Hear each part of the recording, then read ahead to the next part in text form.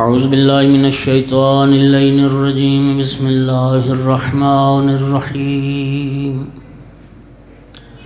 الحمدللہ رب العالمین والعاقبۃ للمتقین والجنة للمؤمنین والنار للمنافقین الحمدللہ الذی جعلنا من المتمسکین بولایت علی بن ابی طالب و اولادہ المعصومین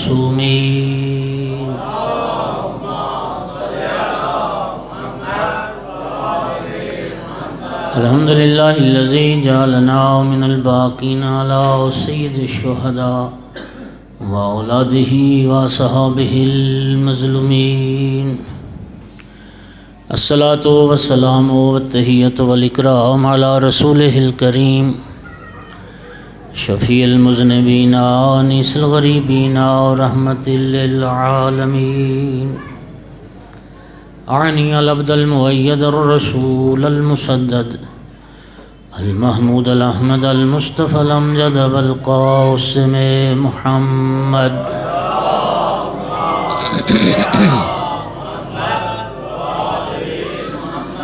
ثم الصلاة والسلام والتحیۃ والاکرام علی آلہ الطیبین الطاہرین المعصومین المنتجبین المنتخبین المظلومین واللعنۃ الدائمۃ علی اعدائہم ملعونین من یوم عداوتہم الی قیام یوم الدین وبعد یوم الدین اما بعد فقال سبحانہ وتعالی فی کتابہ المجید بسم اللہ الرحمن الرحیم انا اعطیناک الکوثر فصل لربک وانحر ان شانئک هو الابتر صلوات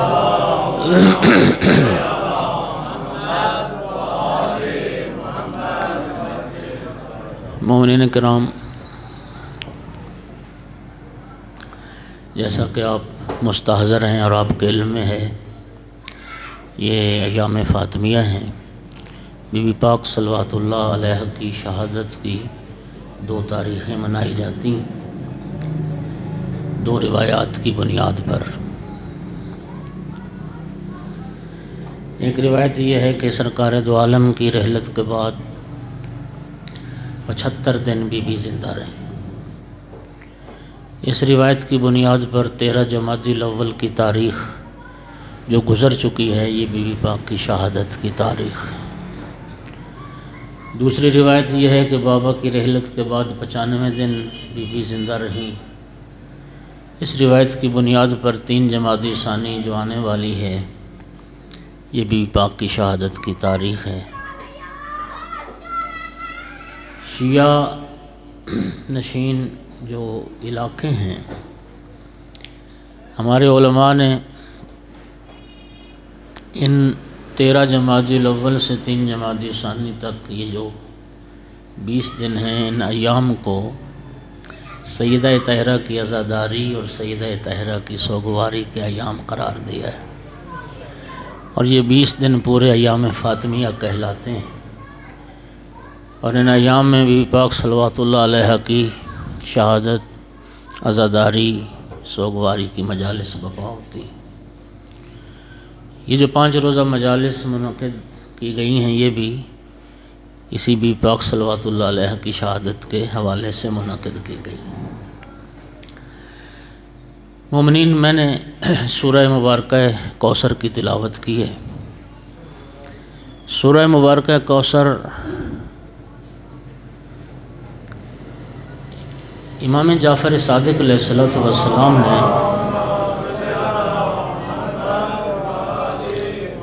ارشاد فرمایا، شیخ المحدثین شیخ صدوق رضوان اللہ تعالی علیہ کی ایک بڑی معروف کتاب ہے ثواب الاعمال و عقاب الاعمال۔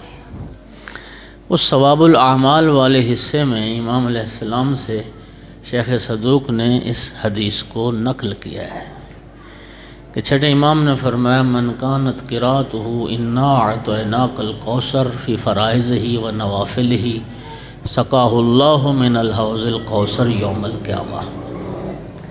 جو بندہ اپنی واجب یا مستحب نمازوں میں سورہ مبارکہ کوثر کی تلاوت کرتا ہے، اللہ قیامت کے دن اسے حوض کوثر سے سیراب فرمائے گا۔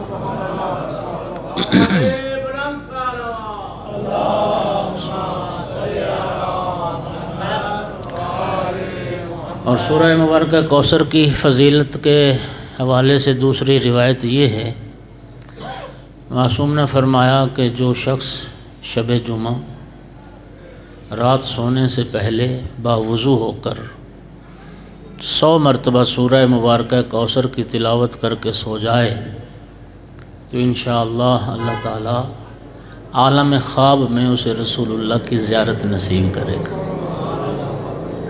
اگر نبی کریم صلی اللہ علیہ وآلہ وسلم کا کوئی دیدار چاہتا ہے تو زیارت کے لیے یہ ایک عمل ہے جو بتایا گیا ہے۔ شب جمعہ سونے سے پہلے باوضو ہو کر 100 مرتبہ سورہ مبارکہ کوثر کی تلاوت کر کے سو جانا۔ ایک صلوات سارے بلند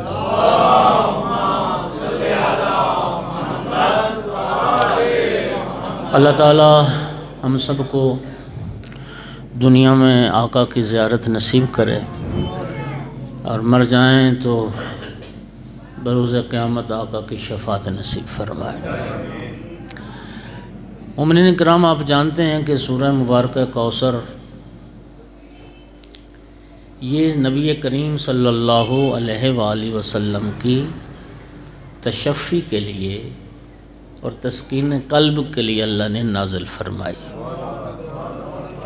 خداوند عالم نے اپنے محبوب کو جناب خدیجۃ الکبریٰ کے بطن اطہر سے 2 بیٹے بھی عطا فرمائے تھے، اور وہ دونوں بیٹے مکہ میں بچپن میں ہی جب یکے بعد دیگرے اللہ کو پیارے ہو گئے اور سرکار کا بیٹا کوئی نہ رہا، سرکار مسجد الحرام میں داخل ہوئے۔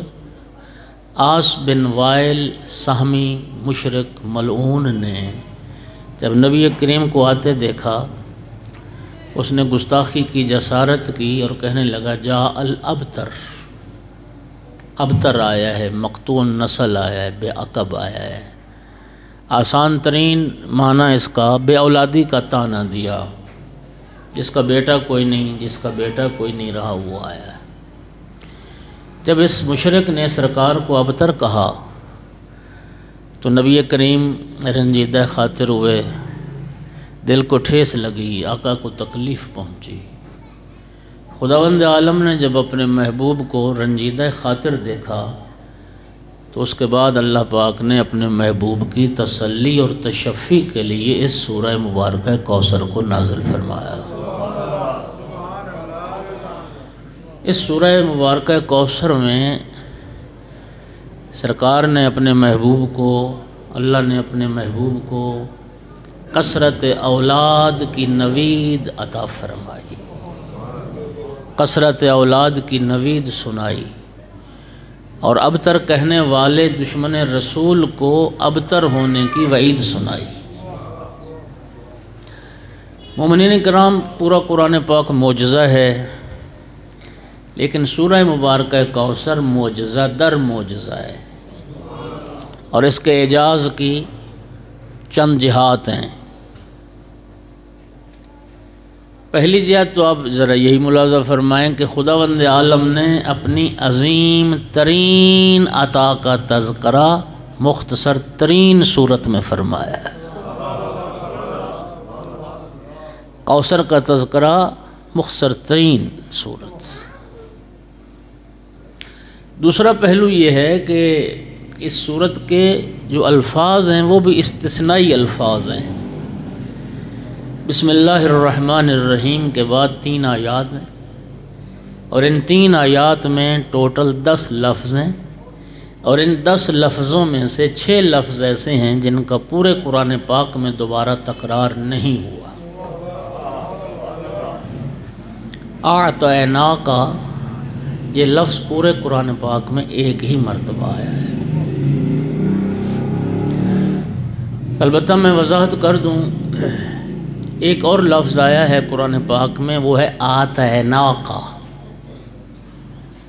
ممکن ہے کوئی دوست بعد میں متوجہ ہو تو کہے جی مولانا صاحب غلط کہہ گئے، آتیناکا، وہ آیت پڑھتا ہوں، وَلَقَدْ آتَيْنَاكَ سَبْعًا مِّنَ الْمَثَانِي وَالْقُرْآنِ الْعَظِيمِ۔ اللہ فرماتا ہے محبوب ہم نے آپ کو سورہ فاتحہ بھی دی، 7 مثانی، اور قرآن عظیم بھی دیا۔ وہ آتینا الف، اس کے اوپر کھڑی الف، پھر تا، پھر یا، پھر نون، پھر الف، آتینا۔ اس کے جو اصلی حروف ہیں مادہ ہے وہ آتا یا ہے، حمزہ الف، حمزہ تا یا۔ لیکن سورہ مبارکہ کوثر میں جو ہے وہ ہے اعطینا، اس کا مادہ عین توئے تا کہتے ہیں، اور یہ یا، حمزہ عین تا یا نون الف۔ تو یہ دو الگ الگ مادے سے دو الگ الگ لفظ ہیں۔ انداز پڑھنے کا ایسے ہی لگتا ہے جیسے شاید ایک ہی لفظ ہے۔ آتینا اور ہے، اعطینا اور ہے۔ متوجہ ہو گیا ذرا؟ ہماری اردو چونکہ چھوٹی زبان ہے، عربی تو بہت بڑی وسیع زبان ہے، ہمارے پاس عربی کے ہر لفظ کے لیے الگ معنی نہیں ہے۔ یہ ہماری اردو زبان کی کوتاہی ہے کہ آتینا کا معنی دینا، اعطینا کا معنی عطا کرنا۔ ہماری اردو میں عطا کرنا یا دینا یہ مترادفات ہیں۔ عربی میں آتینا دینا اور معنی میں آتا ہے، اعطینا عطا کرنا اور معنی میں آتا ہے۔ جوان جو بیٹھے ذرا لطف لینا، عربی میں آتینا دینا وہاں استعمال ہوتا ہے جہاں آپ کسی کو کوئی شے دیتے ہیں لیکن آپ کا حق ملکیت محفوظ رہتا ہے، جب واپس لینا چاہیں تو واپس لے بھی سکتے ہیں، وہاں آتینا ہوتا ہے استعمال۔ لیکن اعطینا عطا وہاں استعمال ہوتا ہے جب آپ کسی کو کوئی شے عطا کرتے ہیں پھر اس کو مالک بنا دیتے ہیں، آپ کا حق ملکیت ختم ہو جاتا ہے۔ سورہ کوثر میں اعطیناک الکوثر میں وہ ہم نے آپ کو کوثر عطا کر دیا ہے۔ اس لیے نبی کریم کی حدیث اور شیعہ سنی محدثین نے لکھا، آقا فرماتے ہیں اللہ نے 3 چیزیں مجھے عطا کی ہیں، ان کا مالک میں ہوں لیکن میرا بھائی علی ان میں میرے ساتھ شریک ہے۔ حوض کوثر کا مالک میں ہوں، پلانے والا علی ہے۔ لواء الحمد، لواء الحمد، اب جانتے ہیں لواء الحمد ایک جھنڈا ہوگا، لواء الحمد قیامت کے دن، جس کے بارے حدیث ہے کہ کوئی سایہ نہ ہوگا قیامت کے دن سوائے لواء الحمد کے سایہ کے۔ رسول اللہ فرماتے ہیں لواء الحمد میرا ہے، اس کا اٹھانے والا علی ہے۔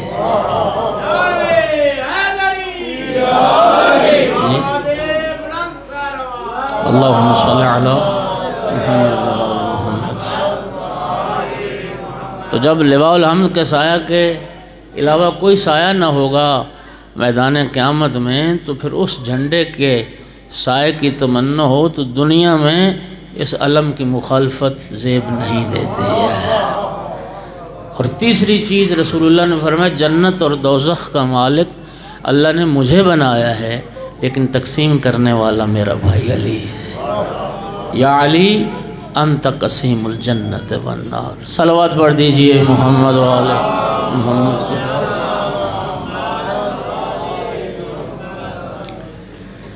تو عرض کر رہا تھا کہ اس سورہ کے الفاظ بھی استثنائی الفاظ ہیں۔ اعطیناکا ایک ہی مرتبہ آیا پورے قرآن۔ الکوثر یہ لفظ بھی پورے قرآن میں ایک مرتبہ ہے۔ فصل یہ لفظ بھی ایک بار آیا۔ ونحر یہ بھی ایک مرتبہ آیا ہے۔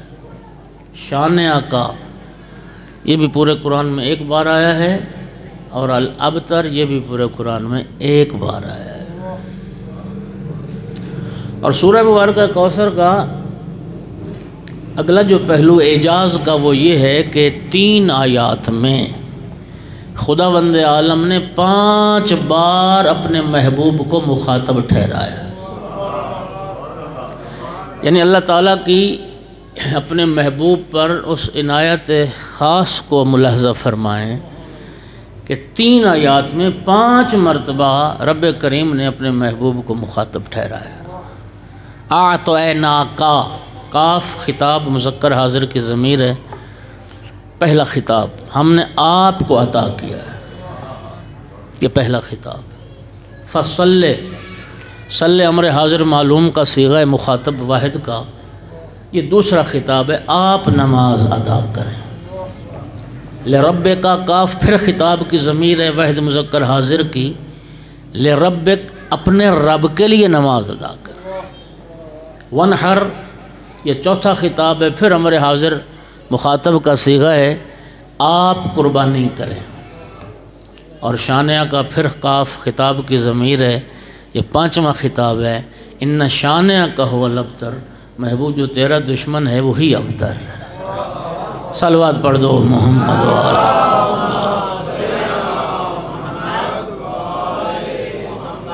گھبرا تو نہیں رہے حضرات؟ الحمدللہ۔ قرآن پاک میں ٹوٹل 4 صورتیں ہیں جن کا آغاز لفظ انا سے ہوا ہے۔ انا یہ جمع متکلم کی ضمیر کہلاتی ہے، جس کا معنی ہے بتحقیق ہم۔ 4 صورتیں۔ پہلی سورہ مبارکہ نوح، انا ارسلنا نوحا الی قومہ، اللہ پاک فرماتا ہے یقیناً نوح کو رسول بنا کر نوح کی قوم کی طرف ہم نے بھیجا ہے۔ سورہ مبارکہ فتح، فتح، انا فتحنا لک فتحا مبینا، بے شک محبوب یہ کھلی فتح اور کامیابی بھی آپ کو عطا کرنے والے ہم ہیں۔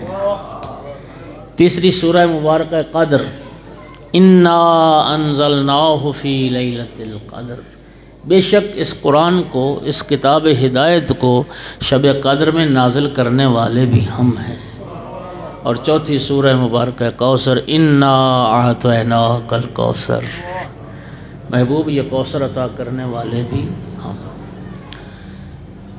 چونکہ بعض غیر ذمہ دار لوگ بعض باتیں منبر سے کر جاتے ہیں جن کا خمیازہ پوری قوم کو بھگتنا پڑتا ہے۔ میں نے سنی ہے تو آپ نے بھی تو سنی۔ بعض غیر ذمہ دار لوگ کہہ رہے تھے کہ جہاں اللہ انا کہتا ہے نا ہم نے یہ کام کیا، تو پھر اللہ کے ساتھ محمد و آل محمد بھی شریک ہو جاتے ہیں۔ یہ صرف جہالت ہے، اس کے علاوہ کچھ نہیں، لا علمی، غیر ذمہ داری۔ مزاج قرآن یہ ہے جہاں قرآن پاک میں مقام توحید کا بیان ہے، وہاں پر اللہ تعالیٰ نے واحد کی ضمیریں استعمال کی۔ توجہ ہو گئی ذرا؟ مثلا قرآن پاک میں ایک مقام پر ارشاد فرماتے لا الہ الا انا، انا واحد متکلم کی ضمیر۔ اللہ فرماتا ہے میرے علاوہ کوئی بھی الہ نہیں ہے، لائق عبادت نہیں۔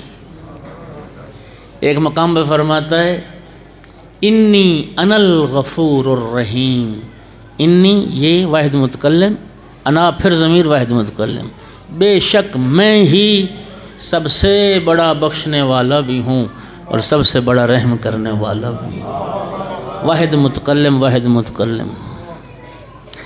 اچھا پھر ایک مقام پہ فرماتا ہے قل اغیر اللہ ابغی ربن،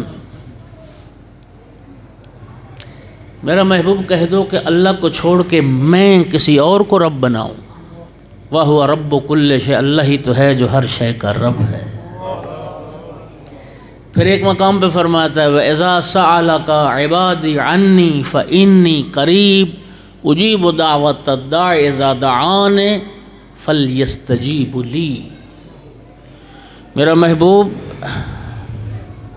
میرے بندوں کو جب میرے بندے آپ سے میرے بارے میں سوال کریں تو آپ میرے بندوں کو بتا دیجئے انی انا القریب، ہاں اذا سالک عبادی انی فانی قریب، میرے بندوں کو بتا دیجئے کہ میں یقیناً بہت قریب ہوں۔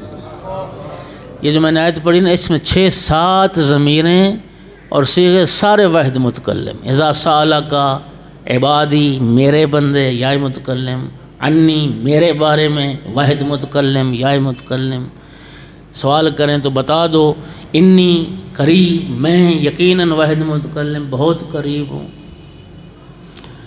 امام خمینی رضوان اللہ تعالیٰ علیہ کی چہل حدیث جو کتاب ہے، اردو ترجمہ بھی اس کا، بڑی خوبصورت کتاب ہے۔ چہل حدیث کے نام سے بہت سارے علماء نے کتابیں لکھی ہیں، 40 احادیث کی تشریح فرمائی ہے۔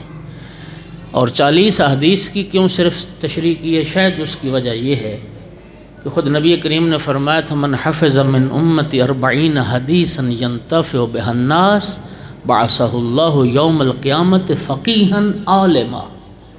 رسول اللہ نے فرمایا جو شخص میری امت میں سے میری 40 احادیث حفظ کر لے، ایسی احادیث جن سے لوگ فائدہ اٹھائیں، اس 40 احادیث یاد کرنے والے کو اللہ قیامت کے دن فقیہ اور عالم مشہور فرمائے۔ اللہم صلی علی محمد۔ جی صرف 40 احادیث۔ بات آ گئی ہے، ناراض نہ ہوئیے اگر میں سوال کروں اپنے محترم سامعین میں سے کتنے احباب تشریف فرمائیں جنہیں 40 احادیث آتی ہوں؟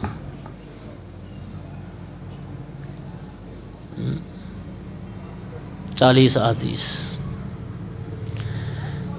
اچھا 20 آتی ہوں، چلو 14 معصومین کے نام کی 14 احادیث۔ آپ ذرا توجہ کر لیں، قوم شیعہ کا بچہ ماں کے شکم میں ہوتا ہے جب سے مظلوم کربلا کی مجالس میں آنا شروع کرتا ہے، اور میں آپ بھی گواہ ہیں جب تک بدن میں جان رہتی ہے مجالس کو ترک نہیں کرتا۔ زندگی گزر جاتی ہے ذکر سنتے سنتے، یہ کتنے افسوس کی بات ہے کہ ساری زندگی مجلسیں سنی اور 40 احادیث بھی نہیں۔ بڑا اہم ہے، رسول اللہ فرماتے ہیں 40 احادیث جو حفظ کرے گا اللہ قیامت کے دن اسے فقیہ مشہور کرے گا، عالم مشہور کرے گا۔ باہر اللہ میں فکریہ تھا تو 40 حدیث جو امام خمینی نے 40 احادیث کی شرح کی، اس میں ایک حدیث میں ذیل میں ایک بڑی خوبصورت روایت نقل کی امام محمد باقر علیہ السلام۔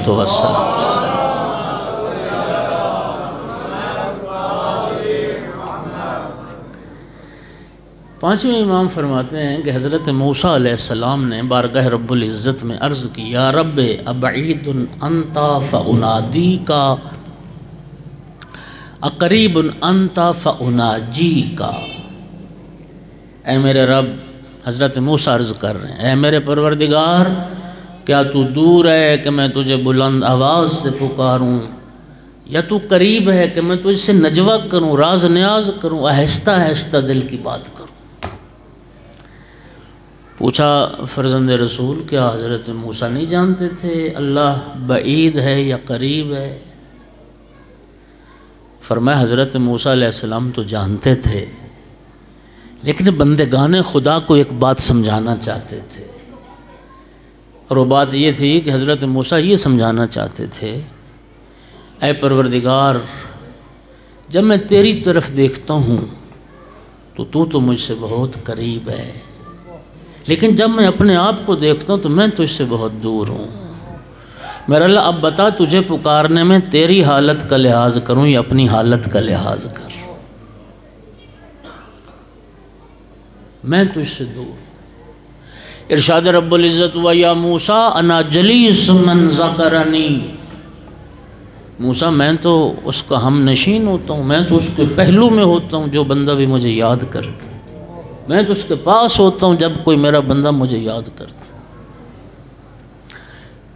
بات لمبی ہو گئی، مزاج قرآن یہ ہے جہاں توحید کا بیان ہے قرآن میں، وہاں اللہ پاک نے واحد متکلم کی ضمیریں استعمال فرمائی ہیں تاکہ کوئی مشرک مزاج نصیری مزاج یہ نہ سمجھے کہ اللہ کے ساتھ کوئی اور شریک ہے، وہ وحدہ لا شریک۔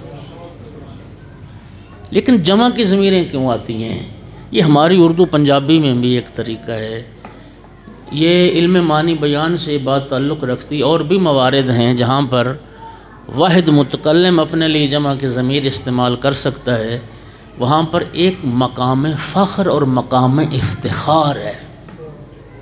جیسے کسی نے یہ بارگاہ بنوائی ہو تو مقام فخر میں کہے کہ یہ بارگاہ ہم نے بنوائی ہے، حالانکہ بنانے والا تو ایک ہے۔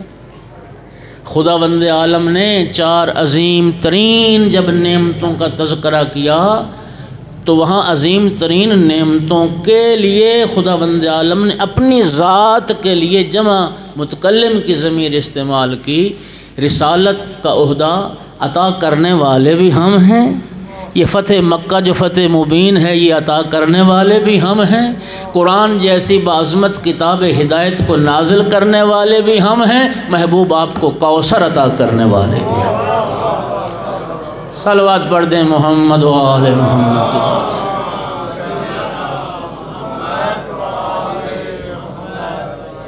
توجہ ہوگی حضرات۔ انا اعطیناک الکوثر۔ الکوثر کیا ہے؟ کوثر یہ لفظ کثرت سے نکلا ہے، فعل کے وزن پر، یہ مبالغہ کا صیغہ ہے۔ اس کو لغوی معنی ہے کوثر کا خیر کثیر۔ لغوی معنی کیا ہے؟ خیر، اور تھوڑا خیر نہیں، کثیر خیر۔ لیکن شیعہ سنی مفسرین نے جو 36 معنی ذکر کیے وہ در حقیقت 36 مصداق ہیں اس لفظ کوثر کے، وہ معنی نہیں ہیں، وہ مصادیق ہیں کوثر کے، اور میں کسی بھی مصداق کا انکار نہیں کرتا۔ 36 دیکھیے، کوثر کا معنی حوض کوثر کیا گیا، کوثر کا معنی نہر کوثر کیا گیا، نعمات جنت کیا گیا، کوثر کا معنی وحی کیا گیا، کوثر کا معنی قرآن کیا گیا، کوثر کا معنی دین اسلام کیا گیا، کوثر کا معنی کلمہ طیبہ کیا گیا، کوثر کا معنی امت کثیرہ کیا گیا، اصحاب کثیر کیا گیا، اولاد کثیر کیا گیا، کوثر کا معنی مقام شفاعت کیا گیا، کوثر کا معنی اخلاق عظیم کیا گیا، کوثر کا معنی علم کثیر کیا گیا۔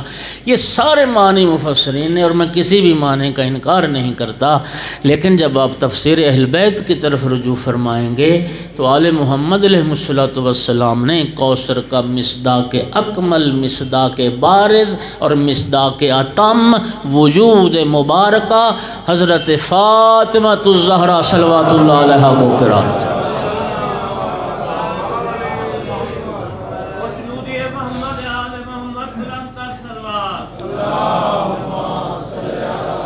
مصداق کوثر سیدہ طاہرہ صلوات اللہ علیہا کی ذات گرامی۔ اور کیا خوبصورت کسی شاعر نے کہا تھا کہ کبھی کوثر کا سورہ تو کبھی تطہیر کی آیت، کبھی کوثر کا سورہ تو کبھی تطہیر کی آیت، زبان کبریائی میں ثنا زہرا نے پائی ہے۔ اللہم صلی علی محمد۔ توجہ ہوگی حضرات۔ محبوب علامہ طباطبائی نے، صاحب تفسیر المیزان نے اپنی تفسیر میں لکھا کہ اگر کوثر سے مراد سیدہ طاہرہ صلوات اللہ علیہا کی ذات نہ لی جائے تو پھر پہلی آیت کا تیسری آیت سے کوئی ربط نہیں بنتا۔ پہلی آیت کا تیسری آیت سے ربط اسی صورت میں ہے کہ کوثر سے مراد سیدہ طاہرہ صلوات اللہ علیہا کی ذات کو لیا جائے۔ اور یہ کوثر فخر رازی نے اپنی تفسیر مفاتیح الغیب میں المعروف تفسیر کبیر سورہ کوثر کے ذیل میں لکھا کہ یہ لفظ کوثر دلیل ہے اس بات پر کہ دنیا میں کوئی بھی خاندان اتنا نہیں پھلا پھولا جتنا رسول اللہ کا خاندان پھلا پھولا ہے۔ کسی خاندان نے اتنی ترقی نہیں پائی، نشو و نما نہیں پائی۔ اور پھر فخر رازی نے لکھا کہ کتنے سادات قتل کیے گئے، کثرت سے اولاد سیدہ کو قتل کیا گیا، اموی ادوار میں اور عباسی ادوار۔ سادات کے خون کے گارے بنائے گئے، سادات کے سروں سے کھوپڑیوں سے مینار قائم کیے گئے، سادات زندہ دیواروں میں چنوائے گئے، زندانوں میں قید رکھا گیا، زندانوں میں مر گئے۔ کثرت سے سادات قتل ہو جانے کے بعد بھی فخر رازی لکھتا ہے سیدہ طاہرہ کی اولاد سے کیسے کیسے سید دنیا میں آئے، محمد باقر جیسے، جعفر صادق جیسے، موسیٰ کاظم جیسے، علی رضا جیسے، نفس زکیہ جیسے۔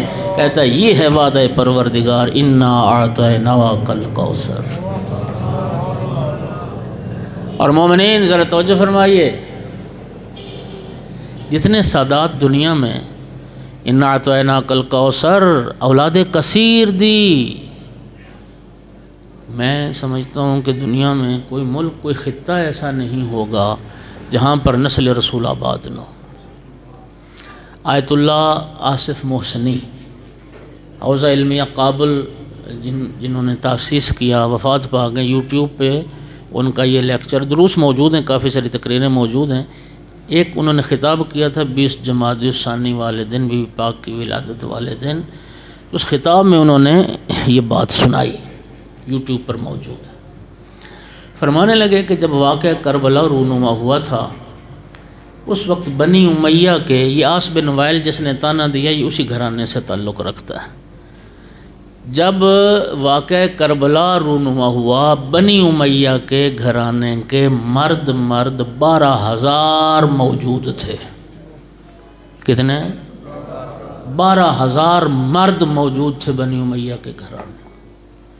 اور سیدہ طاہرہ صلوات اللہ علیہ کی ذریت سے صرف 3 سید بچے، مرد، ایک بچہ، ایک امام سجاد علیہ السلام، ایک سید حسن مثنی علیہ السلام۔ امام حسن علیہ السلام کے فرزند یہ شریک تھے جہاد کربلا میں، اتنے زخمی ہو گئے تھے کہ 11 محرم کو جب شہیدوں کے سر کاٹے جا رہے تھے تو سید حسن مثنی کی سانسیں چل رہی تھی، ابھی رمہ کے جان باقی تھی۔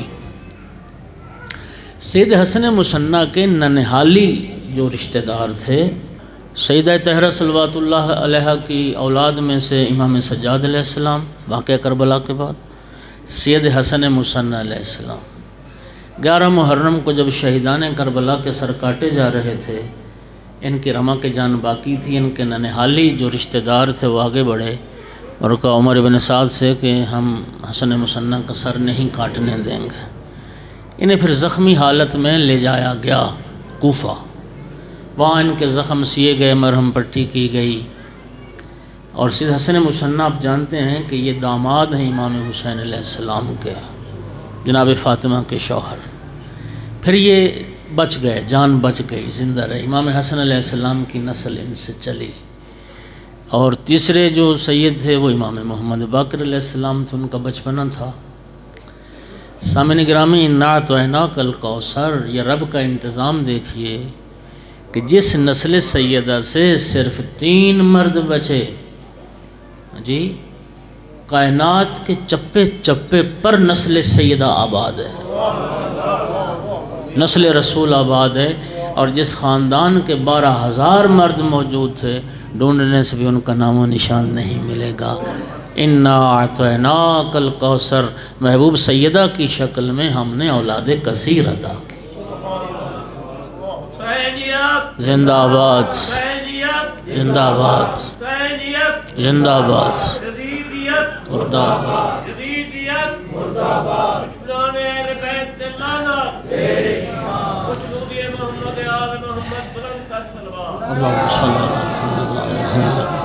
اچھا، سورہ کوثر میں ہمارے لیے کچھ پیغامات ہیں، توجہ چاہوں گا۔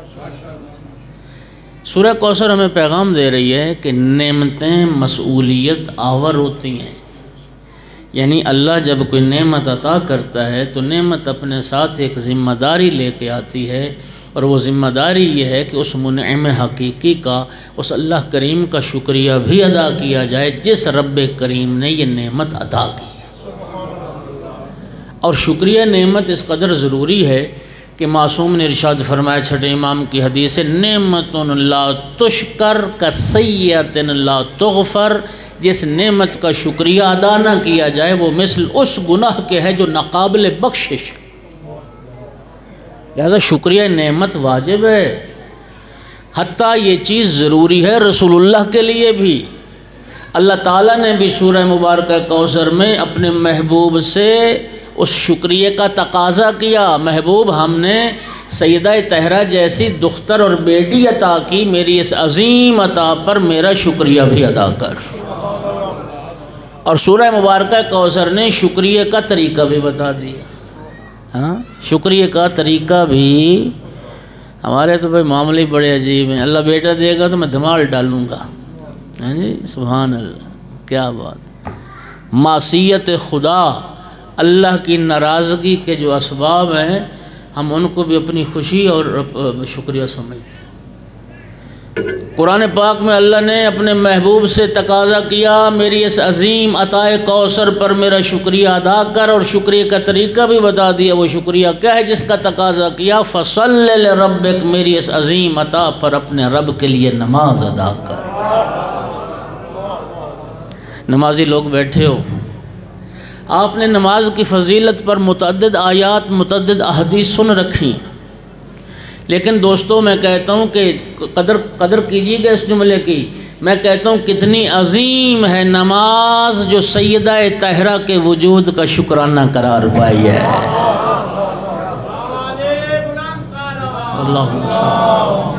اللہ نے اپنے محبوب سے تقاضا کیا تو نماز کا تقاضا کیا، شکریہ میں مانگا تو نماز کو مانگا، نماز ادا کر، اور لوگوں کے دکھاوے کے لیے نہیں، لربک، اپنے رب کے لیے نماز ادا کر۔ دیکھیے ریاکار کا عمل باطل ہے، دکھاوے کا عمل باطل ہے۔ الصلاۃ ان قبل ما سواها، یہ حدیث آپ نے ہزاروں بار سنی ہے۔ رسول اللہ نے فرمایا نماز قبول ہو گئی تو باقی اعمال بھی قبول ہو جائیں گے، اور نماز قبول نہ ہوئی تو پھر باقی اعمال بھی نہیں ہوں۔ اب نماز جیسی عظیم عبادت اگر دکھاوے کی ہو تو وہ نماز باطل ہے، تو باقی کام دکھاوے کے لیے ہوں تو وہ قبول ہو جائیں گے۔ بولو او بھائی، کل ریا شرک، رسول اللہ نے فرمایا ہر ریاکاری شرک ہے، ہر عمل ریا شرک ہے۔ تو دکھاوے کے لیے حج کرے، تو دکھاوے کے لیے نماز پڑھے، تو دکھاوے کی عزاداری کرے، تو دکھاوے کے لیے خیرات کرے، ریاکار کا عمل باطل ہے۔ باطل کیوں؟ رسول اللہ نے فرمایا من عمل للہ فاجرہ علی اللہ ومن عمل للناس فاجرہ علی الناس۔ اللہ کے لیے کام کرو گے اللہ سے اجر پاؤ گے، لوگوں کے دکھاوے کے لیے کرو گے تو لوگوں سے اجر پاؤ گے، اور لوگ اجر صرف کیا دیں گے؟ 2-3 مرتبہ واہ واہ کریں گے اور کچھ نہیں دیں گے۔ بولیے یہی نہیں ہوتا؟ واہ واہ واہ واہ جعفری صاحب، واہ واہ شاہ صاحب، کیا بات ہے جی آپ، بس یہ 2-3 بار کی واہ واہ اجر ہے۔ وہ جو ذات باقی ہے نا، وہ جو اجر دے گی وہ بھی باقی رہنے والا اجر ہے، لوگ کیا اجر دیں گے کسی کو؟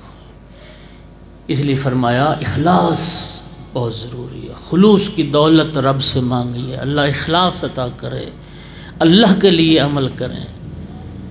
فصل لربک، اللہ اپنے محبوب سے تقاضا کر رہا ہے، محبوب نماز ادا کر اپنے رب کے لیے۔ اچھا مومنین، یہ نماز ادا کر یہ تو ہو گیا صلی، لیکن آیت میں کیا ہے؟ فصلی، یہ جو فا ہے یہ کس لیے؟ یہ فا سرعت کے لیے آتی ہے، عربی گرامر میں اس کو فائے تسریع کہتے ہیں، تسریع، سرعت، تیزی، جلدی، فوراً کے معنی میں۔ اِنَّا أَعْطَيْنَاكَ الْكَوْثَرَ فَصَلِّ لِرَبِّكَ، محبوب ہم نے فاطمہ جیسی بیٹی عطا کی، اب دیر نہ کر، فوراً اپنے رب کے لیے نماز ادا کر، اب دیر نہ کر، فوراً۔ اور یاد رکھ نوجوانوں، یہ وہی فا ہے جو رسول اللہ نے حدیث غدیر میں استعمال کی، فرمایا غدیر خم کے مقام پر من کنت مولاہ فہذا علی مولا، یہ وہی فا ہے۔ اب جوانوں کو یاد ہوگا 2 سال پہلے کی بات ہے، یہ کراچی میں کچھ نواسب اکٹھے ہوئے تو انہوں نے کہا کہ یہ جو شیعہ اذان کہتے ہیں اس پہ پابندی لگائی جائے، یہ پڑھتے ہیں وخلیفۃ بلا فاصل، کہ ہمارے بزرگوں کو گالیاں دیتے ہیں، اپنی جہالت کا علاج نہیں کرنا، کافر شیعہ ہی۔ اس خلیفۃ بلا فاصل میں کس لفظ کا معنی گالی؟ میں چیلنج کر رہا ہوں، عربی گرامر کی بات ہے، جاؤ اپنے علماء سے پوچھو وہ کیا کہتے ہیں، چو کفر از کعبہ برخیزد کجا ماند مسلمانی، جب کعبہ سے کفر اٹھے گا تو پھر اسلام کہاں رہ جائے گا؟ علماء یہ باتیں کرنے والے ہوں گے تو پھر عوام الناس کے پلے کیا رہ جائے گا؟ او میرے بھائیو، خدا کی قسم کھا کے کہہ رہا ہوں بڑے ذمہ داری سے، یہ خلیفۃ بلا فصل شیعوں نے کوئی نہیں بڑھایا، یہ خلیفۃ بلا فصل اسی فا کا ترجمہ ہے جو رسول اللہ نے فرمایا من کنت مولا فہذا علی مولا، جس کا میں مولا میرے بعد فوراً بلا فصل علی مولا، پہلے نمبر پر علی مولا، چوتھے پر نہیں۔ کردار کی عظمت کردار کی عظمت بودن سے سیکھو، نمبر سے سیکھو، سلیمان سے سیکھو، مقداد سے سیکھو، بالون سے سیکھو، وسنود محمد آل محمد بلند تر صلوات۔ وہی یہاں بھی وفا ہے، اِنَّا أَعْطَيْنَاكَ الْكَوْثَرَ فَصَلِّ لِرَبِّكَ، محبوب اب دیر نہ کر، فوراً اپنے رب کے لیے نماز ادا کر۔ اچھا مومنین ذرا لطف لینا، اب گھبرائے تو نہیں ہے نا؟ پکی بات ہے۔ قرآن پاک کی چھوٹی صورتوں میں ایک سورہ مبارکہ تکاثر بھی ہے، تکاثر، الہاکم التکاثر حتی زرتم المقابر کلا سوف تعلمون ثم کلا سوف تعلمون۔ یہ تکاثر لفظ بھی کثرت سے نکلا ہے، کوثر بھی کثرت سے نکلا ہے، لیکن فرق بڑا ہے۔ تکاثر، کوثر قابل تعریف ہے، تکاثر قابل مذمت ہے۔ سورہ تکاثر کے ذیل میں مولا امیر المومنین علیہ السلام کا ایک خطبہ بھی ہے نہج البلاغہ میں۔ آپ جب فہرست نکالیں گے الہاکم التکاثر کے ذیل میں مولا علی علیہ السلام کا ایک خطبہ ہے۔ ابن ابی الحدید معتزلی عالم اہل سنت جس نے نہج البلاغہ کی 20 جلدوں میں شرح لکھی، اس نے اپنی شرح میں یہ جملہ لکھا ہے، کہتا ہے کہ یہ خطبہ جو سورہ تکاثر کے ذیل میں ہے، کہتا ہے یہ اتنا پر از نصیحت اور پر از عبرت خطبہ ہے مولا علی کا کہ وہ عالم اہل سنت لکھتا ہے کہ میں نے 1000 مرتبہ مولا علی کا یہ خطبہ پڑھا ہے۔ کتنی بار؟ عالم اہل سنت کہتا ہے 1000 مرتبہ پڑھا ہے۔ اور آپ جو امامت اور ولایت کا اعتقاد بھی رکھتے ہیں، شاید ہم نے ایک بار بھی نہیں پڑھا ہے، ایک بار بھی نہیں پڑھا ہے۔ یہ تکاثر کسے کہتے ہیں؟ تکاثر کہتے ہیں دو افراد کا، دو قبیلوں کا، دو خاندانوں کا کثرت پر مفاخرہ، مقابلہ، فخر فروشی۔ عربوں کے یہی تو مقابلے ہوتے تھے۔ سورہ تکاثر کے ذیل میں روایت موجود ہے، دو قبیلے تھے عربوں کے، ایک قبیلہ کہتا تھا کہ میرا قبیلہ بڑا ہے، میری افرادی قوت زیادہ ہے۔ دوسرا قبیلہ کہتا تھا نہیں، دوسرے قبیلے کا سردار کہتا تھا میرا قبیلہ بڑا ہے۔ مقابلہ شروع ہو گیا۔ بات آ گئی یہاں پر کہ اب مردم شماری کریں، لوگ گنیں، قبیلے کے افراد گنتے ہیں کس کا قبیلہ بڑا ہے۔ جب افراد گنے جانے لگے تو نتیجتاً ایک قبیلے کے افراد زیادہ ہو گئے کہ کم ہو گئے۔ جس قبیلے کے افراد کم ہو گئے وہ سردار کہتا ہے چلو میرے ساتھ قبرستان، میرے قبیلے کے جو لوگ مر گئے ہیں چل کے ان کی قبریں گنتے ہیں، آخر وہ میرے قبیلے کے لوگ تھے۔ تو وہ قبرستان پہنچے، خداوند عالم نے ان کی مذمت میں اس سورہ تکاثر کو نازل کیا۔ ارشاد ہوا الہاکم التکاثر، اس کثرت کے شوق نے تمہیں اللہ کی یاد سے اتنا غافل کر دیا، حتیٰ زرتم المقابر، تم یہاں تک قبرستان جب پہنچے اور قبروں کو بھی گننا شروع کر دیا۔ مولا امیر بھی اس خطبے میں یہی فرماتے ہیں کہ قبرستان تو عبرت کا مقام ہوتا ہے، قبرستان تو نصیحت حاصل کرنے کی جگہ ہوتی ہے، نہ کہ قبروں پہ بھی مفاخرہ کیا جائے اور فخر کیا جائے اور تکبر کا اظہار کیا جائے اور اپنی بڑائی کا اظہار کیا جائے۔ وہ تو نصیحت کے لیے قبریں ہوتی ہیں۔ سامعین گرامی اب ذرا فرق محسوس کیجئے، کوثر بھی کثرت سے نکلا، تکاثر بھی کثرت سے نکلا۔ کوثر قابل تعریف ہے، تکاثر قابل مذمت ہے۔ توجہ چاہ رہا ہوں، الہاکم التکاثر، تکاثر اللہ کی یاد سے غافل کرتا ہے، کوثر اللہ کی یاد کا سبب بنتی ہے۔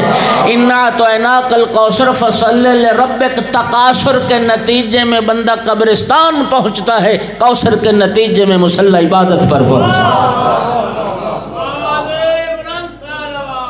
اللہم صلی اللہ محمد۔ اِنَّا أَعْطَيْنَاكَ الْكَوْثَرَ۔ اب شکریہ نعمت صرف نماز ہے؟ نہیں، وَانْحَرْ۔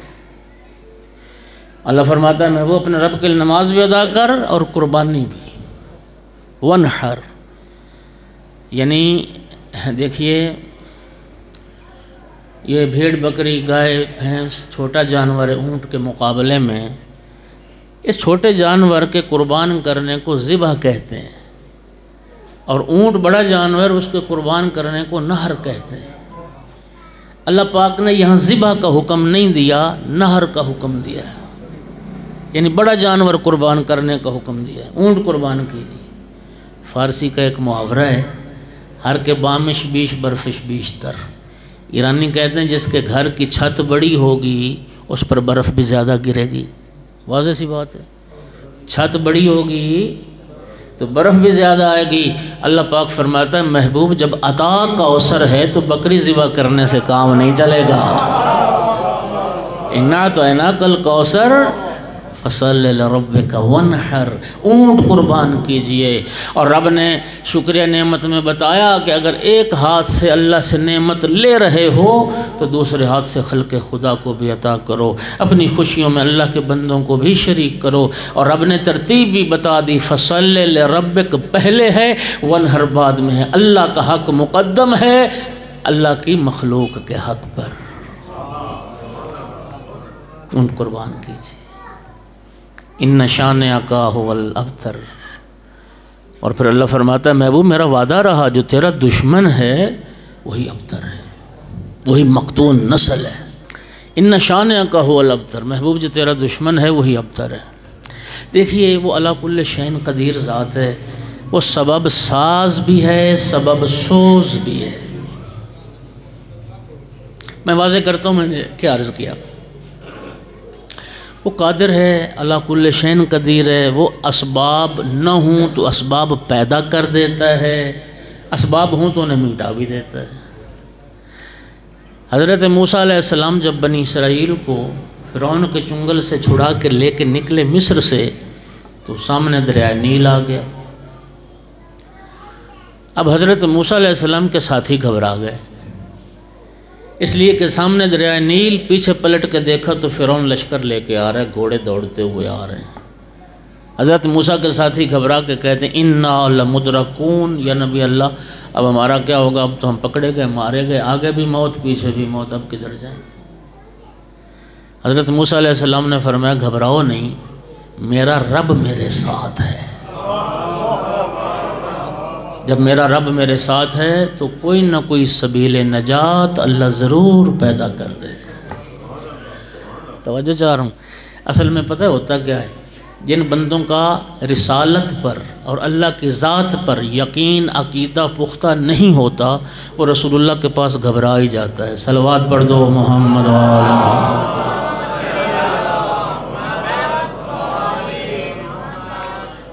میرا رب میرے ساتھ ہے، کوئی نہ کوئی سبیل نجات ضرور پیدا کر دے گا۔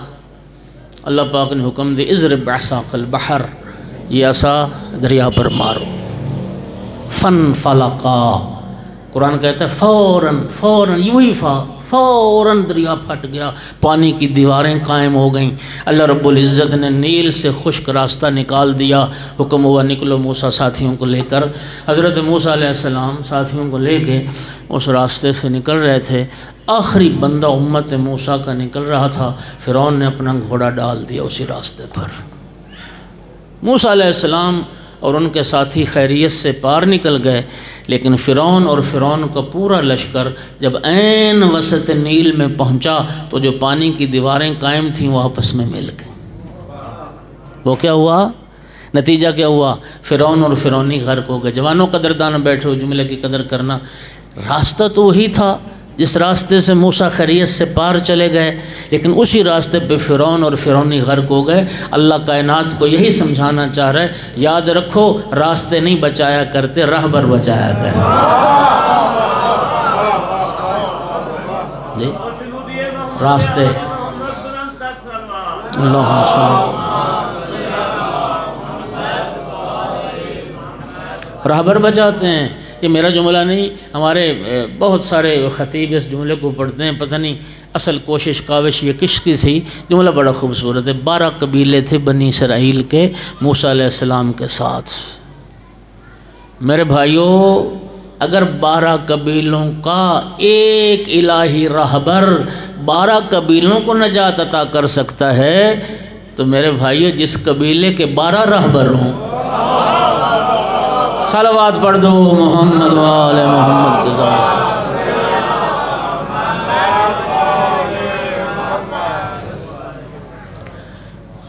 دریائے نیل عبور ہو گیا، اب صحرا میں پہنچے تو کہتے ہیں یا نبی اللہ اب تو پیاس سے مرتے ہیں، پیاس لگ گئی۔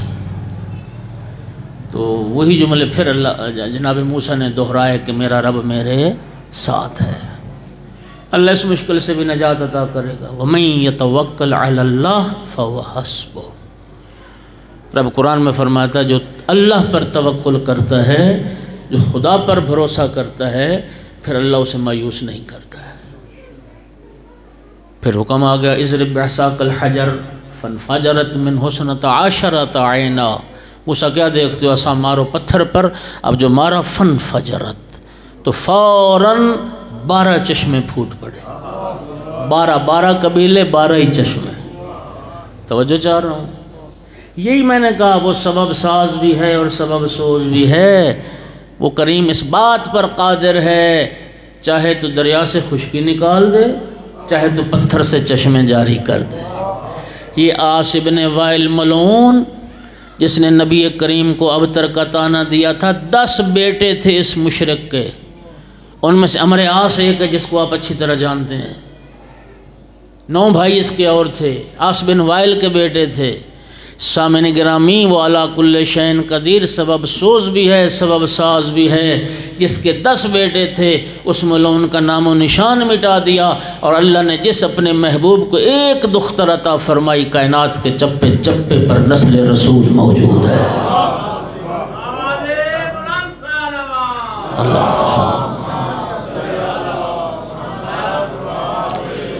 ان شانئک ھو الابتر، جو تیرا دشمن ہے وہی ابتر ہے۔ اور کیا کسی شاعر نے خوبصورت کہا کہ پہلا قدم زمین پر رکھ کر بطول نے، پہلا قدم زمین پر رکھ کر بطول نے ہر دشمن رسول کو ابتر بنا دیا۔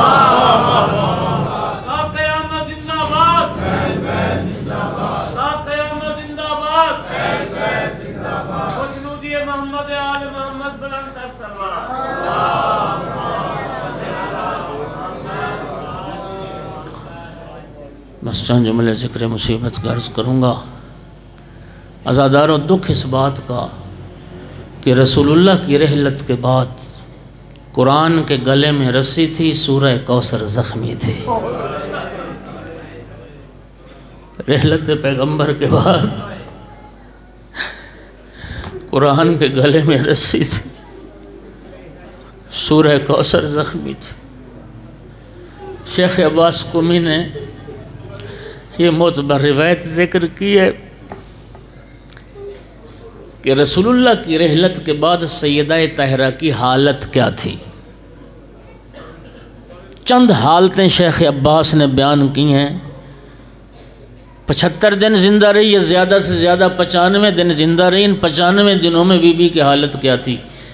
فرماتے ما زالت بعد وفات ابیہا معصبۃ الراس۔ پہلی حالت یہ تھی کہ ہر وقت سر پر موت کی پٹی بندھی رہتی تھی۔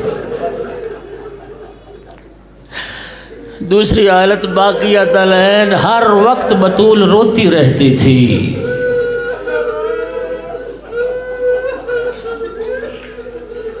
ہر وقت سر پر موت کی پٹی بندھی رہتی تھی، ہر وقت روتی رہتی تھی۔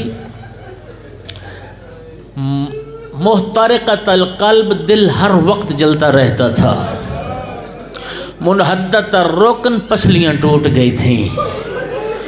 اگلی حالت سنو گے، یغشى علیہا ساعۃ بعد ساعۃ، تھوڑی تھوڑی دیر بعد روتے روتے بے ہوش ہو جایا کرتے تھے،